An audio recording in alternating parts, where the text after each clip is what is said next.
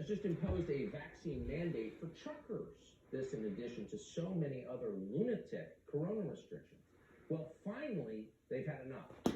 Thousands of truckers assembled in Vancouver this weekend to protest. They formed a freedom convoy. Their destination, the Canadian capital of Ottawa. The convoy is more than 40 miles long. They've raised more than $6 million in donations. The government is cracking down trying to stop this. Now, the Prime Minister, so-called of Canada, Justin Trudeau, says he's had a COVID exposure.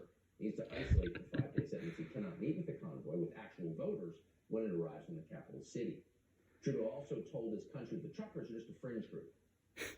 The small fringe minority of people who are on their way to Ottawa. Fuck you, Trudeau. Holding unacceptable views that they're expressing do not represent the views of Canadians. Oh, so they're not really Canadians. Probably racist, too. I'm sure we'll hear that. Benjamin Dichter is a spokesman for the Freedom Convoy. He's going to join us tomorrow, but he joins us now. Mr. Dichter, thanks so much for coming on tonight. Tell us why you're doing this. What's the point of this convoy? Well, it's simple. I mean, we've seen Canada go from a country of Justin Trudeau's promises of sunny ways into dark authoritarian oppression and control.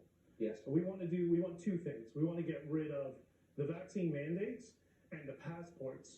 And the passports that's the really concerning one. Yesterday, it was my first time ever crossing the border in my truck with my digital passport.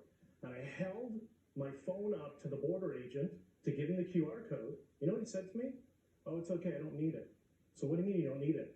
So, your phone already popped up on my screen and is correlated with your passport. Can you think of that? Can you believe that? So they know everybody who's... It's a social credit score, people. Wake up. And they're tracking them. Now, maybe it's outlandish, but what's to prevent the government from introducing that across Canada and not limiting it to just borders? And you guys are getting it as well, and you can thank us for it, because apparently, according to our sources within the media and within government, we have some close ties. Apparently, the Trudeau government, the Biden administration had no interest in it, but the Trudeau government lobbied and requested the Biden administration to introduce this. We don't know why. We don't know the terms of the deal. Are they going to be trading intelligence back and forth between Canada and U.S. tracking cell phones? Of course, we have no idea. But this is where we're going if this does not stop. That's why this is the line. This is where it ends.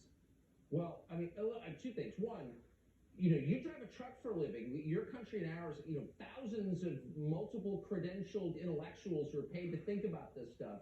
Why does it fall into you to connect the obvious dots? God bless you for that. And second, do you think that you can stop this with your trucks? Why does it follow us? Because we're the ones who actually suffer the repercussions. We often see, we talk about Alberta being Canada's energy sector. I was in Alberta and Saskatchewan just before COVID. And Tucker, I spent a lot of time traveling through Latin America. I couldn't believe it. It looked like a third world country. It scared me. And that was before COVID. So now these people who've had their industries crushed, their lives crushed, COVID comes along, and now they're treated like insects by the bureaucracy. Exactly, by insects. Wow. Benjamin Dichter, I hope you will come back. I found that really inspiring, your bravery and the way that you explained it as clearly as you did. Thank you very much. You're a hero to all of us, and don't thank me. Thank all those guys who are on the road right now fighting for our freedom. Amen. Thank you.